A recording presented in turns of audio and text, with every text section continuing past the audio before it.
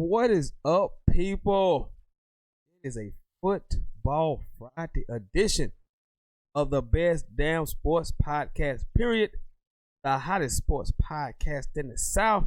That's right, this is Sentell's Intel. I am your host, Mr. No Days Off, the one-man dynasty, Wesley Sentell. I am in the house.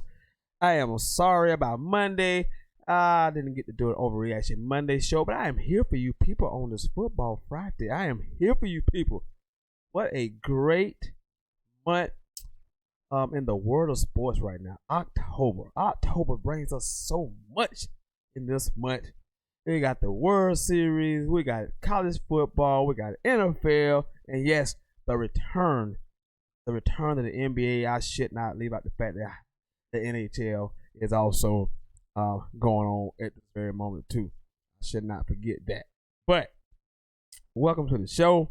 Lots to get into, lots to talk about, lots to digest. On this show, we're going to talk about those matchups in college football. We're going to talk about some matchups in the NFL. We're going to talk about last night's NBA game, last night's NFL game. Question for you people out there, not a poll question, but it's a question on today's show. If you want to comment and call in about it, but the question is, after last night, will the Golden State Warriors make the playoffs? I know that seems almost crazy to ask, but deep as the Western Conference is, how they looked last night against one of the better teams, will the Warriors make it to the playoffs? That is a question that I am posing for my SI viewers tonight. Will the Warriors make the playoffs? I know it seems like crazy to say, but ask. But will the Warriors make the playoffs? Welcome into the show. You know it's a Friday show, so we gotta get the show started off and all this other good stuff. I mean, you know how we do that. You know how we do that on this program on a Friday show. You know we always start the show off with a sucker of the week, and this week is no different. So with that being said, let's get to it. It's time for Sentell's sucker of the week. Let's go. Can you dig it, sucker?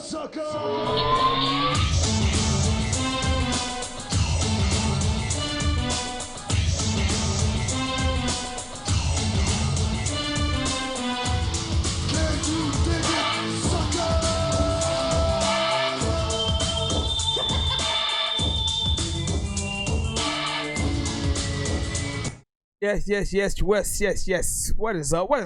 Welcome to the Sentell Sucker of the Week. And this week it's a large group of people. So it's not one sucker. It's a group of people. And you know, this is the thing. Now tomorrow is Saturday. Today is Friday, October 25th to be exact. Today is Friday, October 25th.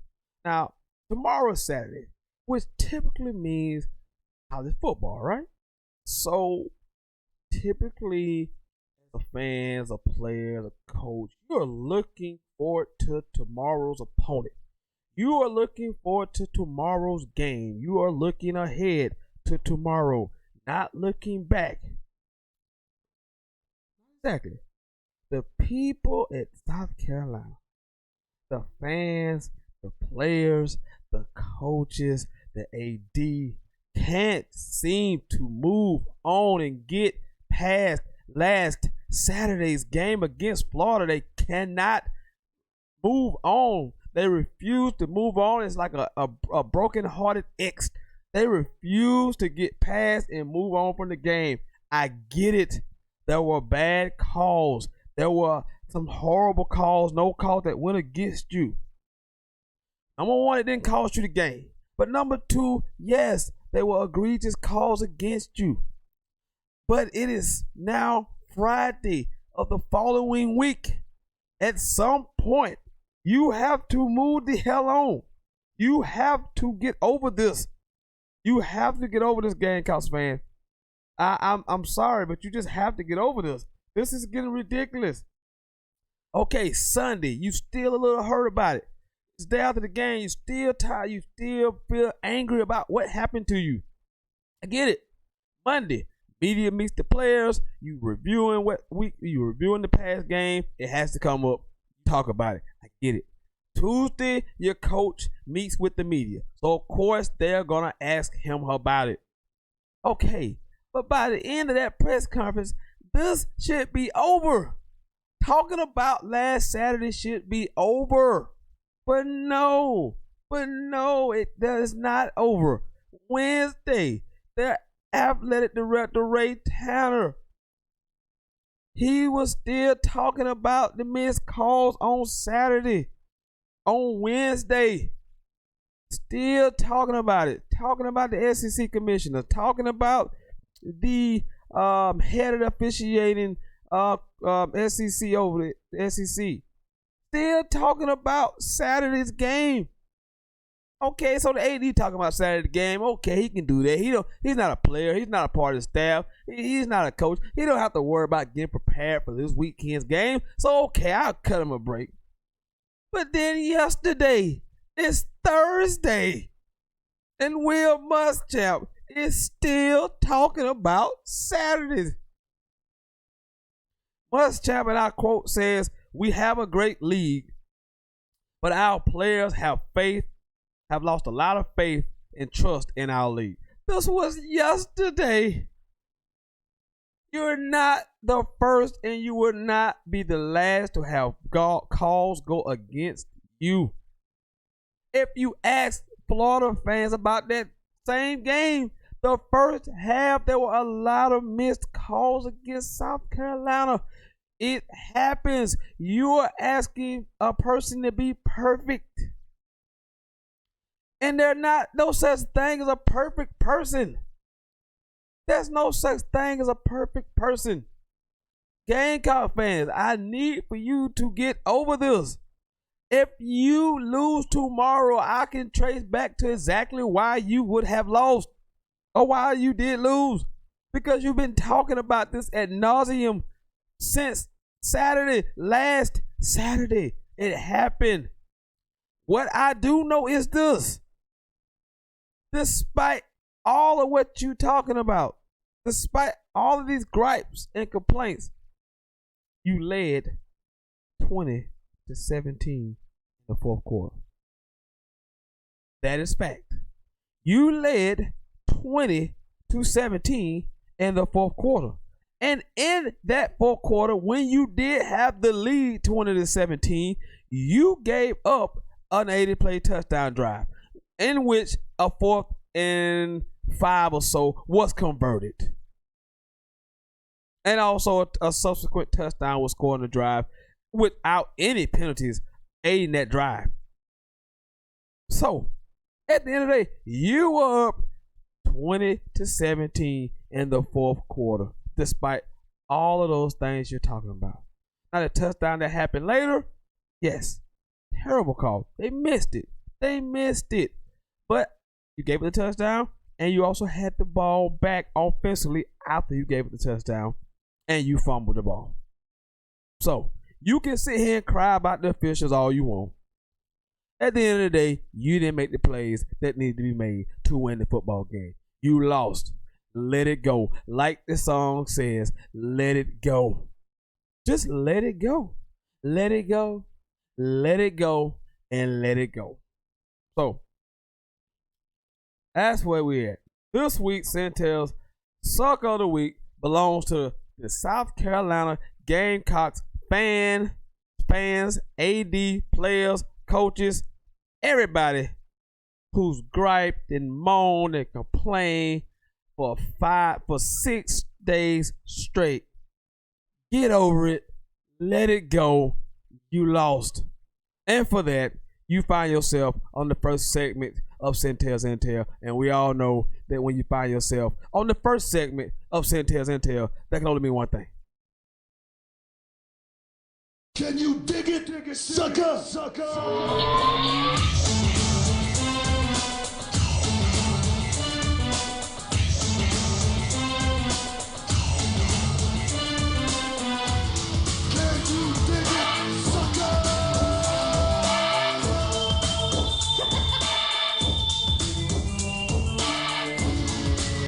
Yes. Welcome back into the program. That was Sentell's Sucker of the Week. And they had to go out to the Gamecocks. They just got on my nerves all week. They've just got on my nerves all freaking week. They've got on my nerves. Let's kind of get on into the show. Welcome, this is Sentell's Intel, the hottest sports podcast in this. I'm your host, Weston Sentell. Let's get into the show, man. Last night, we had a Thursday night football game. Minnesota defeats Washington 19-9. Minnesota improved to 6-2. The Redskins fall to 1-7. Minnesota wins the game without Adam Thielen, who did not play last night. But Stephon Diggs has been outstanding the last several weeks. So has Kirk Cousins. And I'm not ready because he hasn't. The expectations haven't been there yet.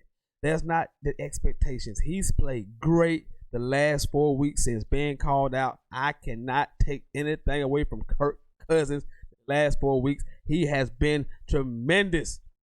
But I'm not yet ready to anoint him because the expectation hasn't got there yet. Because there's going to be some times. Nobody was watching last night. Despite it being a Thursday night game, nobody was watching. Nobody wanted to see the Redskins. Nobody wanted to see the Redskins play, so nobody tuned in. But they're going to become a game when it's big time against the Packers, against the Bears again, where he's going to be in the spotlight.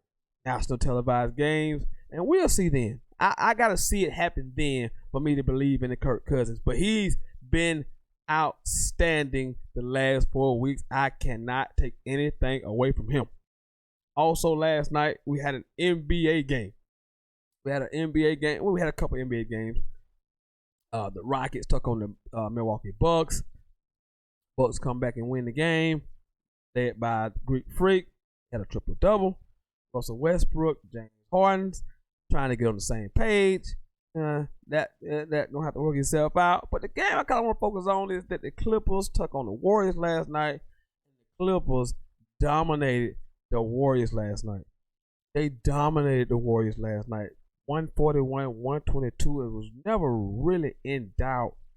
Kawhi Leonard. I mean, what else is there to say? What else is there to say about Kawhi Leonard that hasn't been said? Clearly the best two-way player in the NBA. And listen, is he the best player in the NBA? You can argue. You can argue what you want. I mean, he's clearly in that class, clearly in that conversation. I mean, he's just an absolute dog. He's a dog right now. Why is an absolute dog right now? But they just dominated the Warriors, and that what led me to the ask. That makes me want to ask the SI viewers today. Not a poll question, but just a question, just throwing it out there. Do you believe the Warriors will make the playoffs this year? Do you believe the Warriors will make the playoffs? I mean, I know that sounds crazy, but if you look at the Western Conference, it is stacked. Clippers, Lakers, Jazz, Denver, who had the second best record in the league last year. Portland, Dame Lillard. Dallas looks good with Luka. Kristaps Porzingis is back. I mean, it is so many good teams in the Western Conference. San Antonio Spurs got DeJounte Murray back. He played very well the other night. But I mean, this Western Conference is loaded. Can the Warriors make the playoffs after what you've seen last night? Can Steph Curry carry the mail right now? Because that's what's going to be asking him to kind of carry this team on his shoulders. Can he do it for an extended amount of time? That is the question. Can he do it? And the question for you, will the Warriors make it to the playoffs? That's a question for you. Comments, phone calls, you can do it all. I'll see it right there if you comment. And of course, you can call always. I'll go ahead and open up the lines just so you people can ask that question if you want to ask that question. Answer that question. I'm sorry. 864-378-5943. 864-378-5943. This is the best damn sports podcast, period.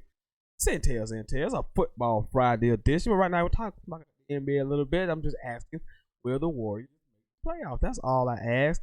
If you want to call in, you can. I can leave the phone lines open for you right now. But let's move on to the football field. Let's move on to college football week 9. Can you believe this? We're already in week 9, people. We sit around for 7 months waiting for the college and NFL season, and it's flying by. We're already in week 9 of the college football season. Can you believe that? Week 9. Some interesting matchups here. Notre Dame is at Michigan. Notre Dame is the 8th ranked team in the country. Michigan coming off a loss at Penn State last week. Played better in the second half. Made a game out of it. Didn't get blown off the field. Notre Dame obviously cannot afford another loss in this season. So should be an interesting matchup in the big house. Notre Dame at Michigan. And also, let's go down here to the Wisconsin at Ohio State. At the Ohio State, Wisconsin coming off a terrible, horrible loss at Illinois last week in Champaign. Don't know if they got caught looking ahead to this Ohio State matchup, but whatever it was not good. They get upset. Now they have to go take on the number 3 ranked team in the country, the number 1 scoring offense in the country, Justin Fields, and the rest of this dynamic Ohio State offense. Wisconsin comes in, despite last week, still the number 1 total defense in the college football, still the number 1 scoring defense in all of college football. So, now to bring their A game into the shoe to topple Justin Fields and the Ohio State Buckeyes. And we'll get more into that. If you want to get into that, we'll get more into that in depth in that game. Also, it's the Auburn Tigers, the number 9th ranked Auburn Tigers, travel to Baton Rouge to take on the LSU Tigers, the number 2 ranked LSU Tigers, led by Joe Burrow and this high-flying word that I never thought I would ever use to describe LSU football, high-flying offense. The second in the nation is going off, and it's going about 47 points a game.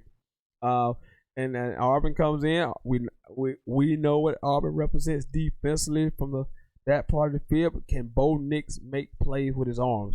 That is what's going to be the question, because we've seen him on the road in a hostile environment already. It did not go well. A couple picks, turnovers, low percentage, completion percentage. When he played at a hostile environment against the Gators early in the season, he did not look well. Hopefully he's gotten better, has improved since that time. He will need to play a lot better to beat LSU. I just don't know that he's scoring enough points. I haven't seen enough of Bo Nix that lets me believe that he can lead this team offensively to keep up with what LSU is going to do offensively, because they're going to score. They're going to get their points. Can Auburn get to 30? I mean, realistically, do you think Auburn can get to 30? Can't see it. And locally we have South Carolina Gamecocks. I mentioned earlier, taking on Tennessee at Tennessee. Tennessee is 2-5. They are awful. Gamecocks 3-4. You know, they're 3-4. Really good. Good football team. Play hard. Plays discipline. quarterback play must improve, and I think it will. They got a true freshman at quarterback. I just hope they're focused on the game. I just hope they're ready for the game. I mean, all I've heard them talk about for 6 days is about last Saturday's game. So I don't know how ready they're going to be to take on Tennessee. And this is the kind of game that Carolina cannot and should not lose. These are the games that they cannot and should not lose. They should have beat they should beat UNC at the beginning of the season. They didn't. And then we will excuse the losses to Alabama. We're not expecting you to beat Alabama. We're not expecting you to beat Georgia, but you did. So that was a good thing. That was a great thing. Not expecting you to beat Florida for the most part. Competitive. So you play hard, you play competitive. You was in the game. You had a chance to win it. So, with that being said, you need to beat a bad Tennessee football team that's 2-5. I don't know who's playing quarterback this week for Tennessee. After the incident last weekend, I don't know. But Carolina needs to win these type of games. These are the games they need to win. Definitely needs to win this game. Carolina needs to get bowl eligible. Do not want to miss a bowl game this year. Do not want to not have a bowl game this year. Definitely need to get in. And then up the road for me, it is the 7-0 Clemson Tigers taking on Boston College. Clemson is a 35-point favorite. So, other than the weather, I don't expect a whole lot of excitement in this game, a whole lot of drama out of this football game. I mentioned the weather. They're supposed to rain. They're supposed to be nasty and stuff there. So, that could hinder Clemson just a little bit. But Boston College stinks. They are really bad. And plus, they are on their backup quarterback. I do like A.J. Dillon a lot at running back for Boston College. But don't need a whole lot more than A.J. Dillon to pull off this upset at Death Valley. So that is the games of note that interest me. But if there's some games that interest you, that have interest of be sure to point them out to me. And I will kind of dive into those matchups as well. But to me, those are, you got a handful of games.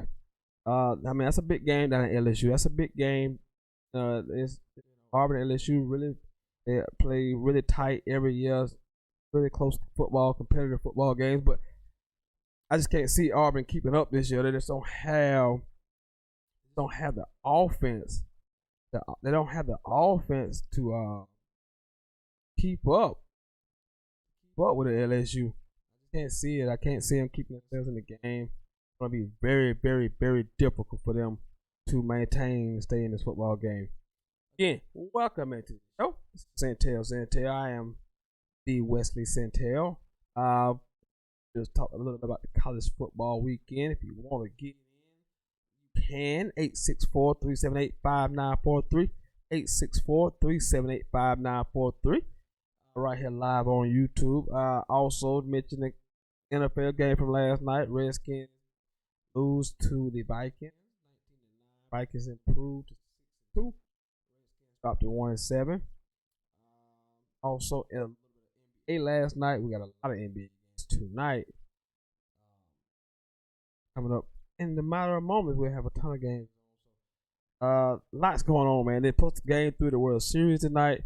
And I'm look, man. Nationals are up 2-0. Favorite Houston Astros. I'll tell you right now, I'm gonna get physically ill if the Nationals win the title. I'm just gonna be sick. It's bad enough we choked like dogs and just blew it, was embarrassed, and just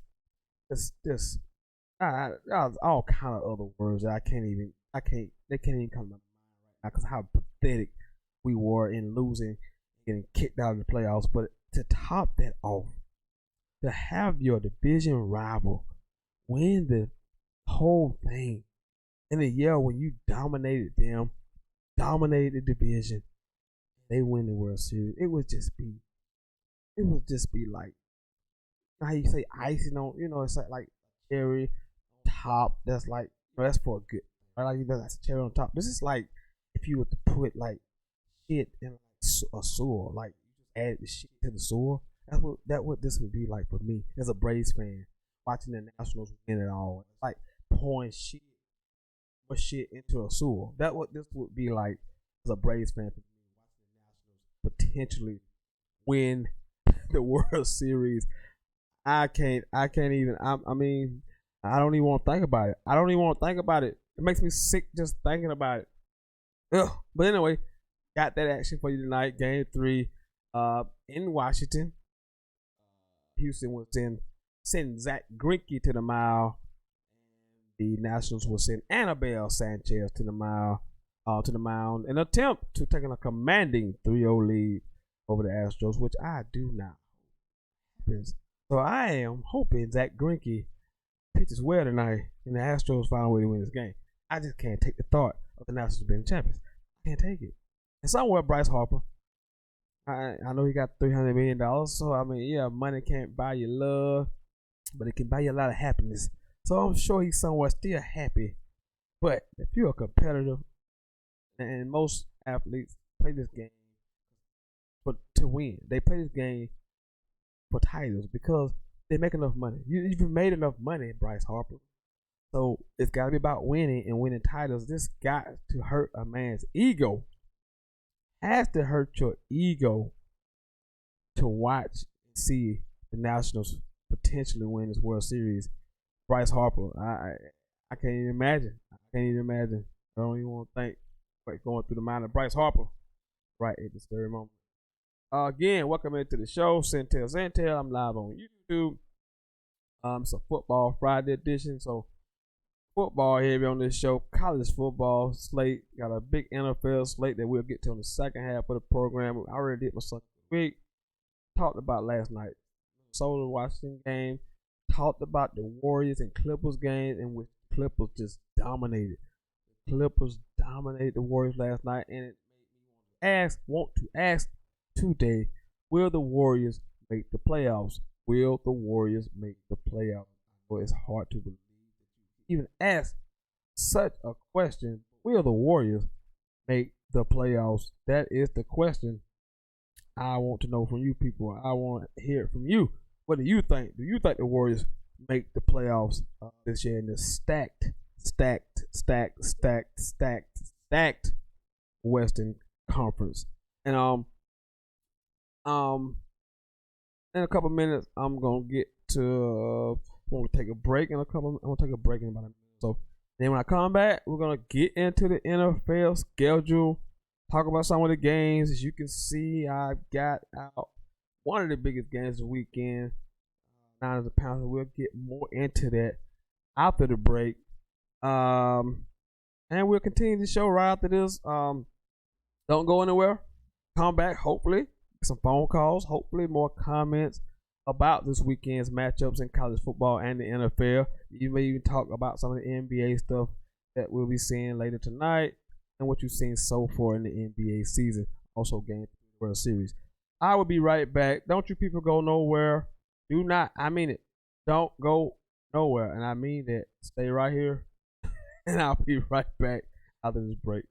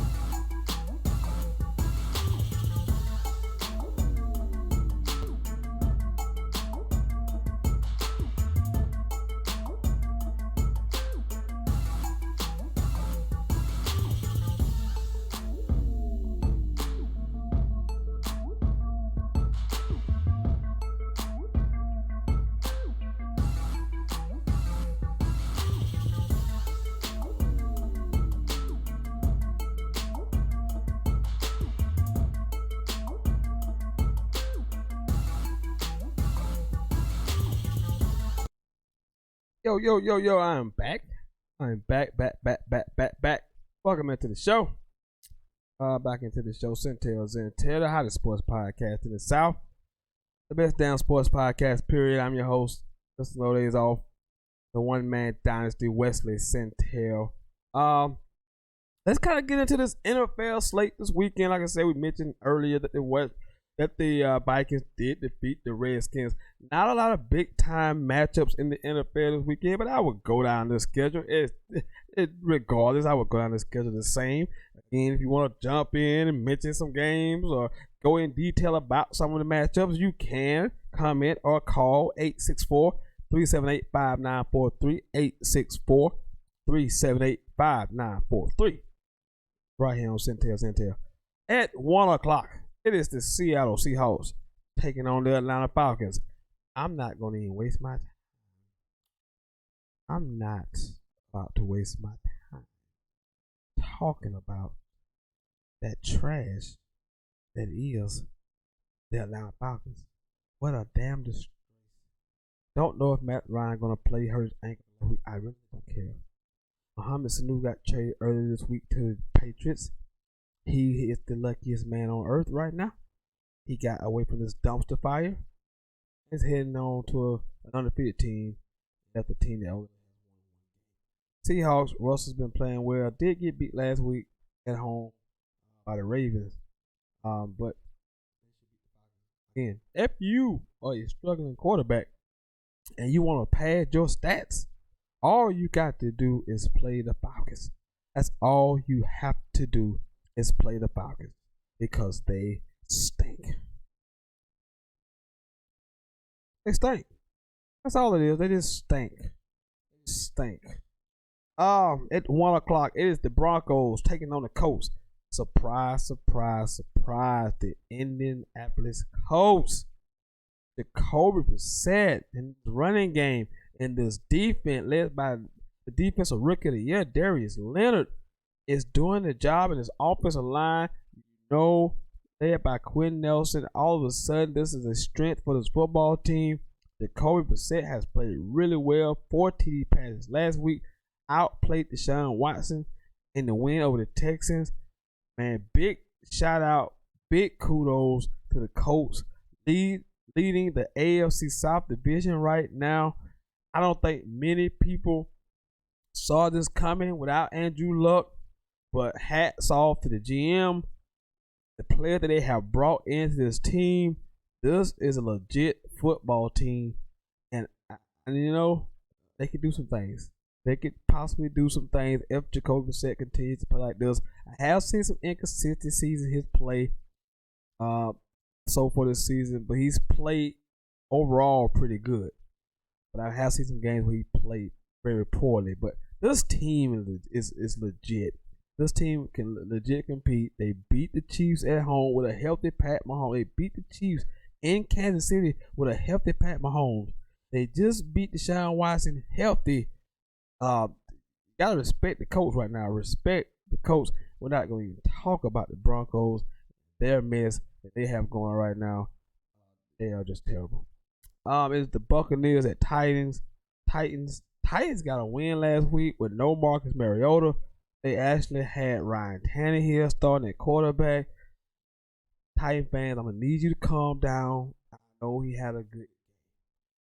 I know Ryan Tannehill had a good game. I need you people to calm down. Calm it down. Okay? Calm it down. It's Ryan Tannehill. But good win last week.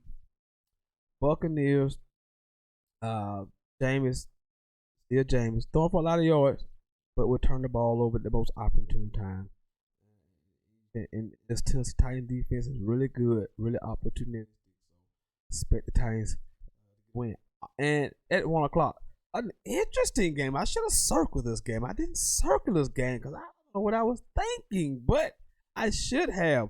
Cardinals at Saints.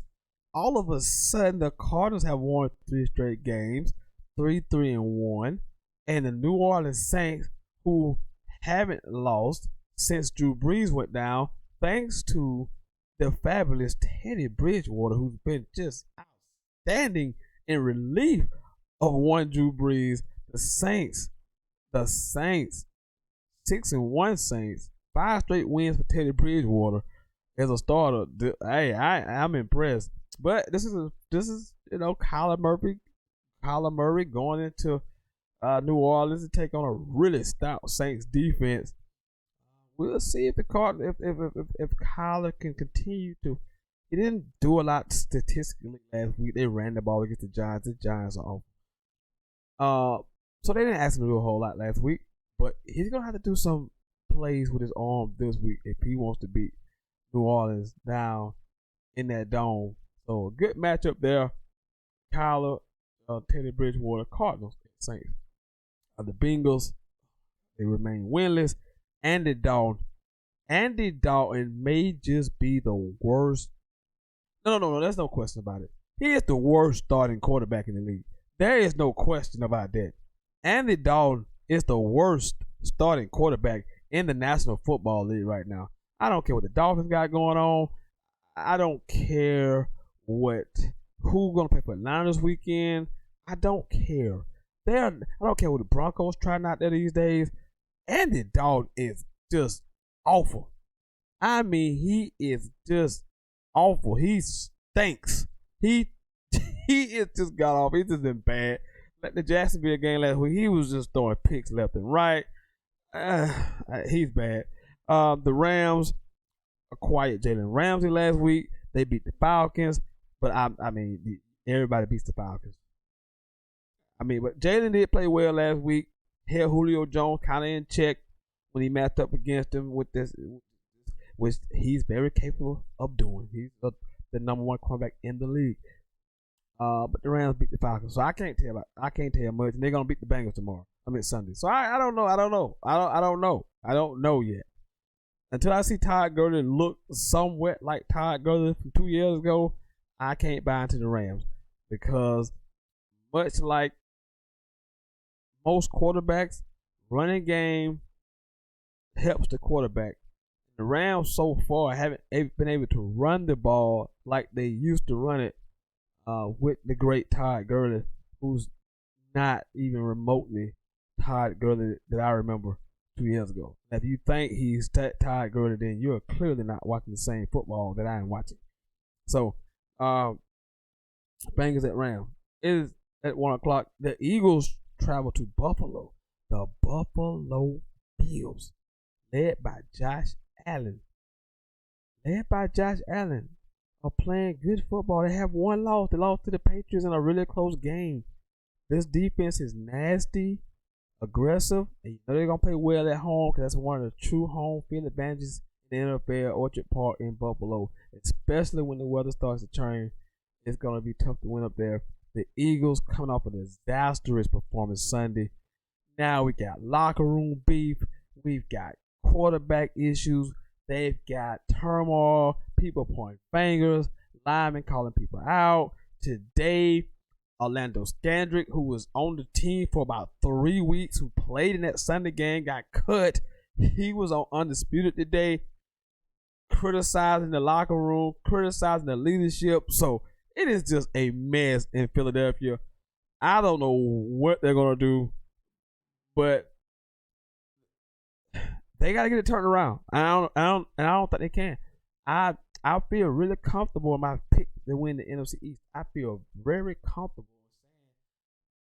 saying that I picked the right team to win the NFC East. I feel very comfortable in that. Now, the team I picked to go to the Super Bowl for the NFC, I don't feel comfortable about that. But I feel very comfortable about the team that I picked to win the NFC East because the Eagles are a mess. And if somebody was quoted saying they are still living out the Super Bowl, and they at some point have to realize that happened, and this is the present, and you need to move on from that. You need to start playing football because they are a freaking mess. Chargers at Bears. Speaking of mess, Chargers are a mess. The Bears have no quarterback. Mitchell Trubisky is god awful. He came back last week after a shoulder injury and threw for less than 100 yards. I mean, he's just not good. The Bears have an all-world defense, but I don't care how good your defense is. If you are on the field an extended amount of time, you're going to give up points. You're going to eventually wear down, and that's what is happening to this Bears defense. Don't be fooled. The talent is there. Don't be fooled. It is the offense's fault. They have no running game. The quarterback is terrible. And that is starting to stink up the entire team. They are stinking up the entire team now because it's how bad the Bears offense is. Chargers dropped the game in only Chargers fashion last weekend. Everything that could and would go wrong for the Chargers in this Phillip Rivers era has. It's always a missed field goal. It's always an injury that creeps up at the wrong time. It's just a turnover here. It's a penalty that cost you. And then last week, in typical Charger fashion, they score a touchdown, they take the lead, and they get a false start. And then they get it back down to the 1 yard line. They have it 2 attempts, they can't get it in. The third, they think they get it in on second down. They call it a touchdown in the field. They reviewed the play. It wasn't a touchdown. Next play, they give it to Melvin Gordon. He fumbles at the half-yard line, and they lose the game. I mean, in typical Chargers fashion, this has been what I will remember the most about Phillip Rivers' career at San Diego is how it was almost like he was snake bitten. It was like things that you can't explain that has happened in games. I've watched a lot of Chargers games over this 14 years. Everything that seems that can go wrong does go wrong for them. But they're a mess. Chargers are a mess. Bears are a mess. At one, the Giants take on the Lions.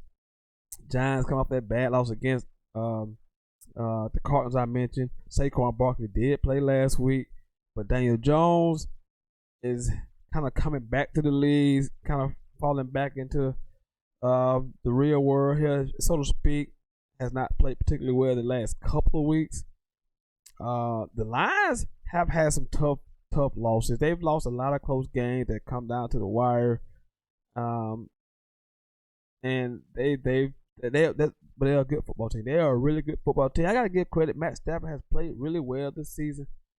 But Kerryon Johnson was put on IR earlier this week, so he's out for an extended period of time. So should see how they move along without him. At 1 o'clock, also is the Jets and the Jaguars. Sam Darnold played terrible on Monday night against the number 1 defense in the NFL. The Jaguars, I mentioned them. They beat the Bengals. Everybody beats the Bengals. I don't know what to say about this match. I don't really care. I'm not gonna watch it. I just don't care. And then at 4:05, really good game out in the Bay Area. It's the 6-0 49ers. You can't see me doing it. It is the 6-0 49ers taking on the 4-2 red hot Carolina Panthers, fresh off a bye week. So it's this 49er defense trying to slow down one Christian McCaffrey. The 49ers have the 8th ranked rushing defense in the NFL. Carolina has the 9th ranked rushing offense in the NFL. And it's simple. It's simple. How do you slow down Christian McCaffrey? That is the thing in this game. Can you slow down Christian McCaffrey? 49ers have the number 1 pass defense in the NFL, so if they can get Carolina one-dimensional, feel real good about my chances in this ball game. Panthers defense, on the other hand, is really good to lead the NFL in sacks. They did have a top 3 pass defense led by Eric Reed. The rest of the guys in that secondary, you know about Luke Kuechly.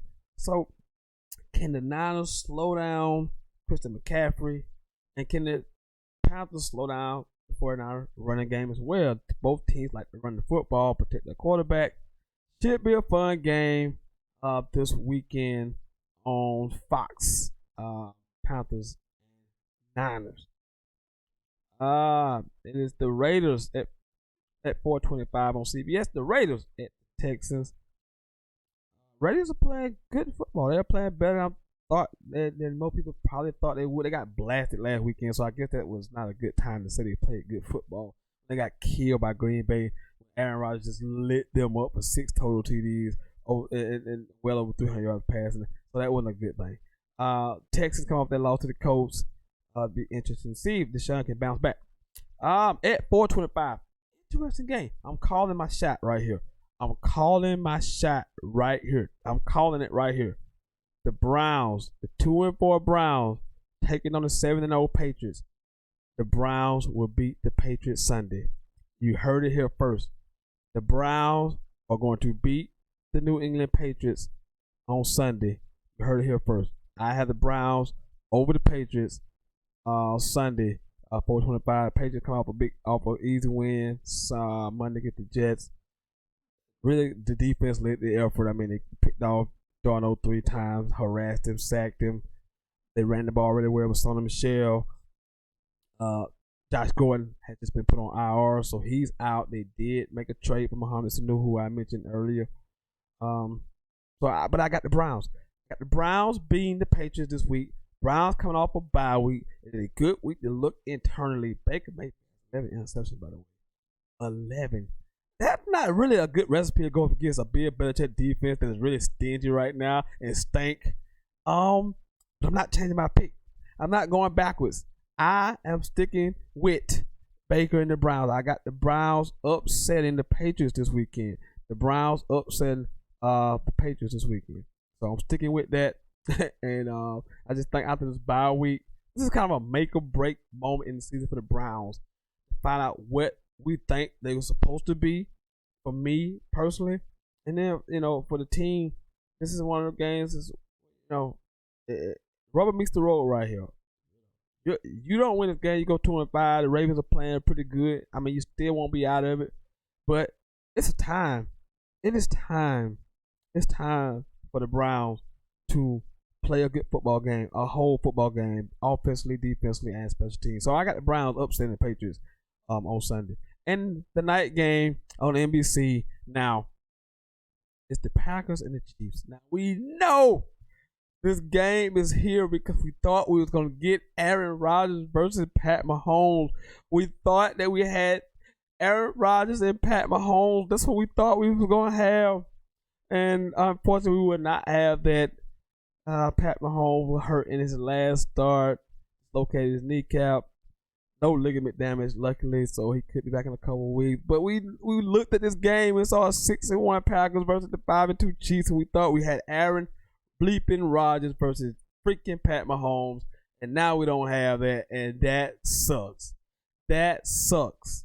There are only a handful of these marquee matchups with these quarterbacks in it that you really want to see.